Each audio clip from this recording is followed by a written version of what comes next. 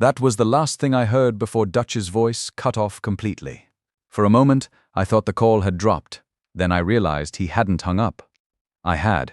My thumb had found the red button on instinct before my brain had even processed what my ears had just delivered to it. I sat in my F-150 in the Home Depot parking lot on a Tuesday afternoon in late November, with a bag of PVC fittings on the passenger seat and the kind of silence that only comes after something irreversible. My name is Jerry Morrison. I'm 62 years old, and I've never once in my life considered myself a naive man. I was wrong about that. I spent 22 years as a Marine, did 2 tours in the Gulf, came home and built Morrison and Van Houten Construction with my war buddy Dutch Van Houten. We'd served together in the same unit during Desert Storm, and after what we'd been through, business partnership seemed like the easy part. Patricia and I raised our daughter Nancy in a house outside Dallas, and I thought I knew everything worth knowing about trust. Patricia passed away 14 months before that afternoon in the parking lot. Pancreatic cancer took her in 7 weeks, long enough to say goodbye. Not long enough to say everything that needed saying. She was 59. We'd had plans for retirement, maybe an RV trip to see the national parks, maybe some grandkids to spoil. After she was gone, I stayed in the house on Maple Creek Road, the one we'd paid off in 2015. People said I should downsize, move to something easier to manage. I told them I wasn't ready. Dutch and I had been business partners for 25 years. Morrison and Van Houten Construction, specializing in government contracts and veteran housing projects. We'd built it from nothing into a $2 million operation. Dutch handled the business side, client relationships, bidding process. I managed the engineering work and field supervision. It was a good partnership, the kind where you don't have to explain things twice or watch your back. Or so I thought. The call that Tuesday hadn't started unusual. Dutch called to check on how I was handling things, whether I'd looked at the paperwork he'd sent about restructuring our business accounts. He'd been mentioning this for 3 weeks now, talking about tax optimization and getting things organized for the future. Said it made sense to review everything now that my situation had changed. I get $1,500 a month from the VA for a 70% disability rating. Took shrapnel in my left leg during the Gulf War. Never healed quite right. Some days it's fine, other days I need the cane. It's not much money, but it's steady income for life, and it was going to be part of Nancy's inheritance someday. Dutch knew all this. We'd talked finances plenty over the years, especially when we were structuring the business. He mentioned this specialist he'd found, Dr. Susan Crawford, who worked with veterans on benefits optimization. Said she'd helped several guys from our old unit maximize their payments and structure things better for their families. He was setting up a meeting for the following Saturday if that worked for me. Made it sound casual, just getting a second opinion on things. I told him I'd think about it.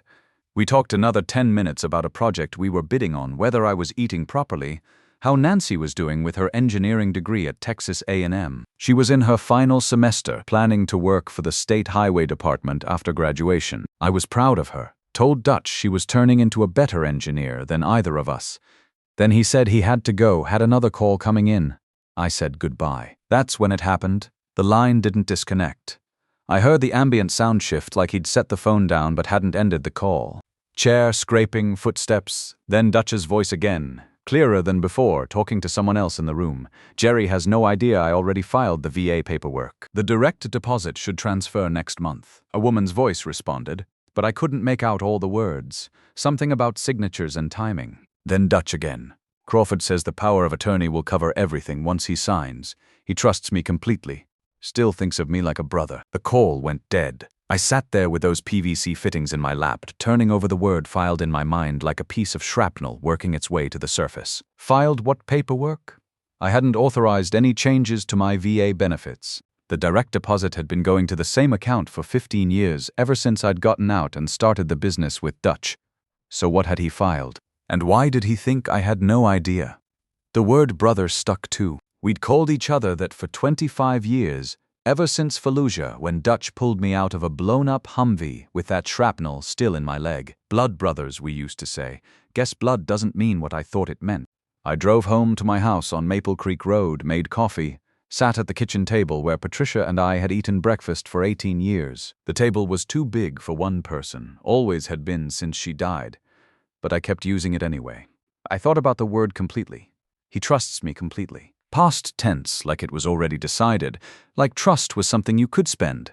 There were really only two people Dutch could have been talking to, either this Dr. Crawford he'd mentioned or his wife Beverly.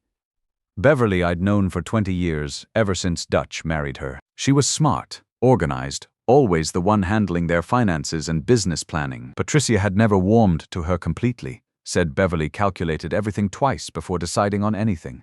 I'd always figured that wasn't necessarily a bad trait in a business partner's wife, but sitting there in my kitchen thinking about Dutch's voice saying the power of attorney will cover everything, I started wondering if Patricia had been more right about Beverly than I'd wanted to admit. I called the VA customer service line first thing Wednesday morning. Waited on hold for 20 minutes listening to that automated message about how important my call was to them. When I finally got a real person, I asked about any recent changes to my account.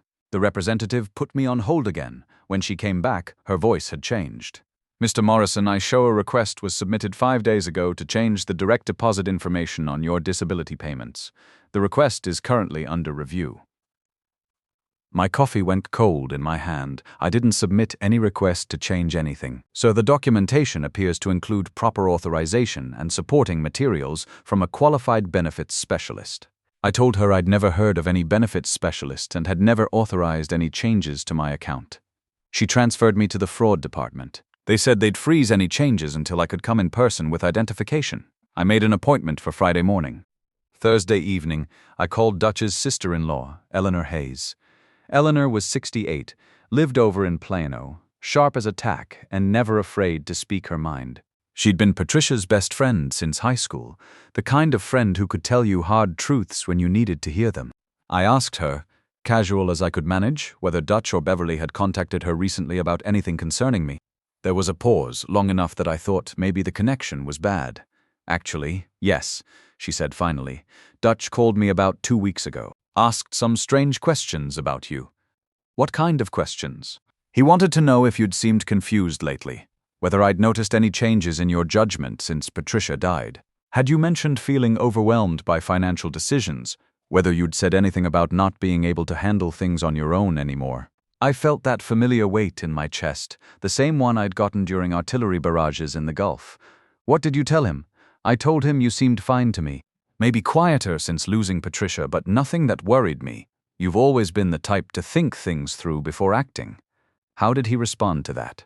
He seemed disappointed, honestly. Before he hung up, he mentioned that he was concerned about you making important decisions while you were still grieving, said sometimes family needed to step in and help, that there were legal ways to make sure people didn't make mistakes they'd regret later. Eleanor paused again. Jerry, I don't know what Dutch is planning, but Patricia always said to watch out when people start talking about what's best for you without asking what you think is best for you. Be careful. I was already being careful. I just hadn't known what I was being careful about. Friday morning at the VA office downtown, I learned the details of the paperwork Dutch had filed. According to the claims representative, someone identifying themselves as Jerry Morrison had submitted a request to redirect my monthly disability payments to an account at Lone Star Community Bank. The signature looked close enough to mine that it had passed initial review. The request came with a letter from Dr. Susan Crawford describing herself as a certified VA benefits specialist, recommending the change for optimized financial management during the claimant's period of adjustment following spousal loss. The letter mentioned my age, my disability rating, and even referenced my business partnership, details that weren't supposed to be in any outside specialist's files. I told them I'd never met Dr. Crawford, never authorized any changes, and never banked at Lone Star Community. They said they'd investigate and put a fraud hold on my account. They also suggested I contact local law enforcement if I suspected identity theft. I didn't call the police yet. After 22 years in the Marines, I'd learned that good intelligence was worth more than quick action. I needed to understand exactly what I was dealing with before I decided how to handle it. That evening, I did something I hadn't done since my reconnaissance training at Quantico. I drove to Dutch's house in Richardson and parked across the street. His neighborhood was the kind where a pickup truck didn't stand out. Working-class families and veterans, people who minded their own business. At 7:30 p.m., a white Lexus pulled into Dutch's driveway. A woman got out, mid-50s, professional-looking, carrying a briefcase. She stayed for about an hour. When she left, I followed her to an office complex on Preston Road, one of those newer buildings with glass fronts and small suite numbers. She went to the 3rd floor. Saturday morning, I went back to that office building. The directory showed Crawford Financial Consulting in Suite 312. I took the elevator up, walked past the door. Through the glass, I could see a nice setup. Professional furniture, framed certificates on the walls, the kind of office designed to make people feel confident about handing over important decisions. I asked the building security guard about Crawford Financial. He said they'd been there about 8 months, but he'd heard complaints from other tenants about aggressive phone calls to elderly residents in the area. Said the management company was keeping an eye on them. That's when I called my lawyer, Ruth Martinez. Ruth had handled Patricia's estate and helped us with business contracts over the years. She was the kind of lawyer who didn't waste time or words, former prosecutor who'd seen every kind of financial scam you could imagine. I explained the situation to Ruth over the phone. She listened without interrupting, asked a few specific questions about dates and documentation, then said, "Jerry, what you're describing sounds like a classic power of attorney fraud scheme. They're probably targeting multiple veterans. Can you come in Monday morning?" I said I could. She told me to bring any documentation I had, and to be very careful about what I signed between now and then. "And Jerry," she said before hanging up, "don't confront Dutch directly yet. If this is what I think it is, we want them to think they're still in control while we build our case." Sunday morning, Dutch called for our usual check-in. I let him do most of the talking. He brought up the meeting with Dr. Crawford again, said she'd had a cancellation and could see me that afternoon if I was available. Really wanted to get this benefits optimization moving forward while the paperwork window was open. I told him I'd been thinking about it and was ready to move forward. Asked if he could pick me up and drive me to the meeting since I'd been having some trouble with my truck lately. The lie came easier than I liked. Dutch said of course he'd be happy to help, said he was glad I was finally taking care of these things. We set it up for 2 p.m. Before Dutch arrived Sunday afternoon, I did 2 things. First, I activated the recording app on my phone and put it in my shirt pocket. The phone was old enough that it still had good battery life, and the microphone was sensitive enough to pick up conversation from across a room. Second, I called Ruth Martinez and left her a detailed voicemail with Dutch's full name, Dr. Crawford's office address, the exact time of our meeting, and my truck's license plate number. Dutch picked me up right on time, 1:45 p.m. He was more talkative during the drive than he'd been in months, asking about Nancy's job prospects, whether I'd given any more thought to selling the house, if I'd been sleeping better lately. The questions felt different now, like he was checking boxes on a mental list rather than just making conversation. He mentioned how good it was that I was finally taking care of these financial matters, while I was still thinking clearly. Said Patricia would have wanted me to make smart decisions about the future, that she'd always been the practical one in our relationship. The way he said it, like he was reminding me of something I might have forgotten, made me think about Eleanor's warning. Dr. Crawford's office was in one of those professional complexes that could house anything from real estate agents to insurance salesmen. Nothing flashy, but nice enough to inspire confidence. The kind of place that said we're serious about business without saying we're expensive. Dr. Crawford herself was about 52, well-dressed, with the practiced calm of someone who'd done this presentation many times before. She had documents ready on her desk when we arrived. My name already typed on forms, as if our meeting was just a formality. "Mr. Morrison, Dutch has told me so much about you," she said, shaking my hand with both of hers. "Thank you for your service, first of all. And I'm very sorry for the loss of your wife. These transitions can be so difficult to navigate alone." She walked me through what she called a comprehensive veterans benefits review. Said many veterans were missing opportunities to maximize their monthly payments and protect their families. She had a folder with my name on it that included information about my disability rating, my current monthly payment, estimates of my business assets, even details about Patricia's life insurance that I didn't remember discussing with anyone outside my family. "How did you get all this information?" I asked. Dutch provided the basics, and the rest is available through standard veteran benefit databases for qualified specialists, she said smoothly. "Everything we do is completely above board and designed to help maximize your benefits." When she placed the first document in front of me, I read every word. It wasn't just a benefits optimization form. It was a comprehensive financial power of attorney that would give Dutch authority over my VA benefits, my business accounts, my personal banking, even my medical decisions. The language was complex enough that most people would probably just skim it and sign where indicated. This seems like more than just benefits optimization, I said. Modern estate planning requires comprehensive approach, Dr. Crawford explained. Veterans especially need to think about coordination between their military benefits, business assets, and personal finances. This document ensures everything works together seamlessly. Dutch leaned forward. Jerry, we've been partners for 25 years. You know I'd never do anything that wasn't in your best interest. I looked at my business partner, this man I'd shared foxholes with, who'd been best man at my wedding, whose kids had called me Uncle Jerry for 2 decades. Dutch, if everything's legitimate, then having my lawyer review this shouldn't be a problem. The room went quiet for about 10 seconds. Dr. Crawford recovered first. Of course, that's completely reasonable. Many clients prefer to have independent legal review. We can certainly schedule a follow-up meeting once you've had time to consider everything. Dutch's response was slower. Sure, Jerry. I just thought after 25 years of partnership, we were past needing lawyers for every little thing. This doesn't seem like a little thing, I said. We left the office with nothing signed. In the truck on the way back, Dutch was different. Less talkative, more focused on driving. When we stopped at a red light, he said, I hope you're not making this more complicated than it needs to be. You know, Patricia always trusted my judgment about financial matters. That felt like a prepared line, something he'd practiced saying. Patricia trusted a lot of people, I said. That doesn't mean she was always right too.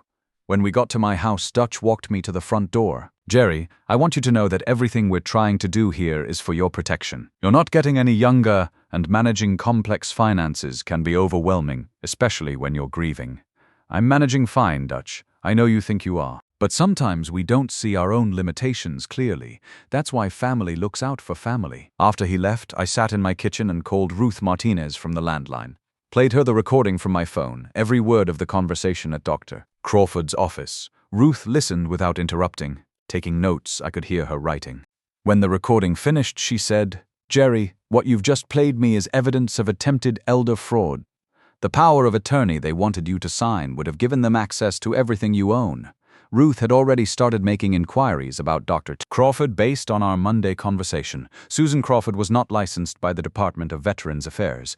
Her certification came from an online program that wasn't recognized by any legitimate accrediting body.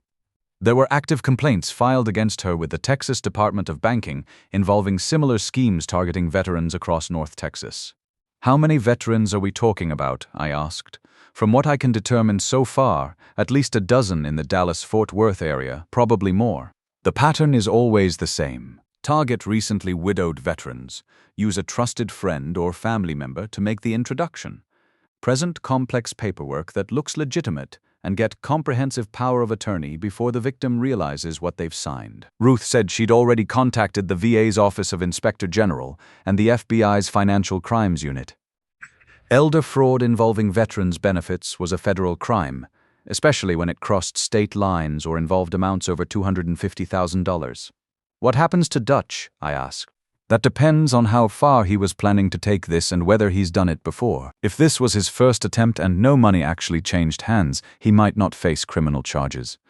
But the investigation will ruin his reputation. Probably end his business. Definitely end any security clearance he might have.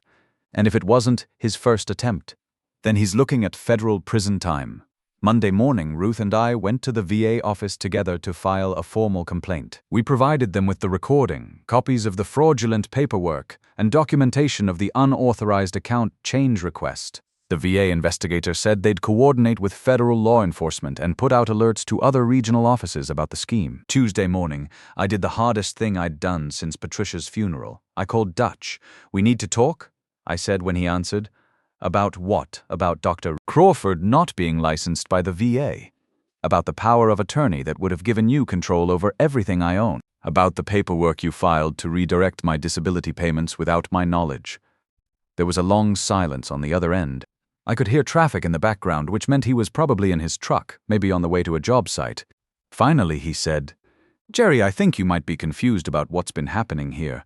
I recorded our meeting on Saturday, Dutch. I have documentation from the VA about the unauthorized account changes. I've already filed complaints with federal investigators. This isn't confusion. Another silence, longer this time. When Dutch spoke again, his voice was different, smaller, like the air had gone out of it. It wasn't supposed to go this way, Jerry. Beverly's been pushing about retirement planning, said we needed to think about the future. You seemed lost after Patricia died, not thinking clearly about finances. We thought we were helping by stealing my benefits and taking over my accounts. It wasn't stealing. We were going to manage everything properly. Make sure you didn't make mistakes while you were grieving. You would have gotten everything you needed, probably more than you're getting now, but I wouldn't have had any control over it. Sometimes that's better. Sometimes people need protection from their own decisions. Whose decision was that? Dutch? Yours or mine? He couldn't answer that question. The federal investigation moved faster than I'd expected. Dr. Crawford was arrested the following week on charges of wire fraud and conspiracy to defraud veterans. The FBI found evidence that she'd been operating similar schemes in 3 states, targeting at least 47 veterans with attempted fraud totaling over $3.2 million. Most of her victims were recent widowers between ages 55 and 75. Dutch wasn't charged criminally. What he'd done, the preliminary discussions and the unauthorized paperwork, fell into a legal gray area that was difficult to prosecute without a completed transaction. But the VA investigation and FBI inquiry became matters of public record. Word traveled fast through the veteran community in Dallas-Fort Worth. Morrison and Van Houten Construction didn't survive the scandal. Our clients were mostly government contracts and veteran housing projects, people who took trust seriously. When word got out that one of the partners had been involved in a scheme to defraud veterans, the contracts dried up fast. I bought out Dutch's share of the business with help from Ruth and a loan from my bank. The buyout was fair, based on independent valuation, but Dutch had to sell at the worst possible time for him. I renamed the company Morrison Engineering Services. It's smaller now, focused on structural consulting rather than full construction projects, but it's completely mine. Dutch moved to Oklahoma about 6 months later. I heard through mutual friends that he and Beverly divorced, that he was working for someone else's construction company, that he'd lost his house in Richardson. I don't know if all that's connected to what happened between us, and I don't spend much time thinking about it. Nancy graduated with her engineering degree that spring and got hired by the Texas Department of Transportation. She knows what happened with Dutch, and she's learned to be careful about who she trusts with financial information. She calls every Sunday now, the way I used to call my father. Sometimes we talk about engineering problems, sometimes about her job, sometimes about Patricia. I'm proud of the woman she's become. I still get my $1,500 a month from the VA. The direct deposit goes to the same account it's gone to for 15 years. I've structured my finances so that any major changes require approval from both me and my lawyer. It's not that I don't trust myself to make decisions, but I've learned that extra safeguards don't hurt anyone except people who shouldn't be involved in your finances anyway. The house on Maple Creek Road is still too big for one person, but I'm not ready to change that yet. Some mornings I still make coffee for 2 people out of habit, and some evenings I still expect to hear Patricia's car in the driveway, but I'm managing fine. Better than fine, actually. I learned something important from all this. 25 years of partnership doesn't guarantee anything when money and desperation get involved. Neither does shared military service or combat experience. People change, or maybe you just finally see who they really were all along.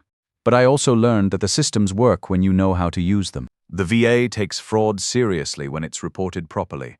The FBI investigates thoroughly when they have evidence. There are protections in place for veterans, but you have to be aware enough to recognize threats and smart enough to ask for help. Dutch betrayed 25 years of partnership and friendship for access to maybe $2 million in assets.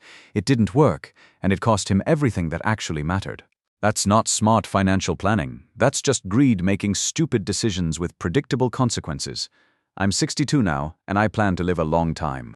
Long enough to see Nancy get married, maybe have kids of her own. Long enough to finish some of the projects Patricia and I talked about, even if I have to do them alone. And long enough to make sure other veterans don't get taken advantage of the way Dutch tried to take advantage of me. If you're a veteran reading this, especially if you're dealing with loss or major life changes, be very careful about anyone who approaches you with schemes to optimize your benefits or streamline your finances. Real financial advisors don't need comprehensive power of attorney to help you. They don't pressure you to sign complex documents without independent legal review. And they definitely don't file paperwork on your behalf without your explicit authorization. Get independent legal advice from someone who doesn't stand to profit from your decisions. Keep control of your own accounts and benefits. Structure your finances so that major changes require multiple approvals. And remember that people who really care about your welfare want you to stay in control of your own life, not hand that control over to them. Trust your instincts. If something feels wrong, it probably is. If someone is pushing you to act fast, slow down and ask questions. If they get defensive about independent review, that's your answer right there. Semper Fi means something, but it doesn't mean signing away your future because someone you trust tells you to. Sometimes the most important battle you'll fight is protecting yourself from people who claim they're trying to protect you.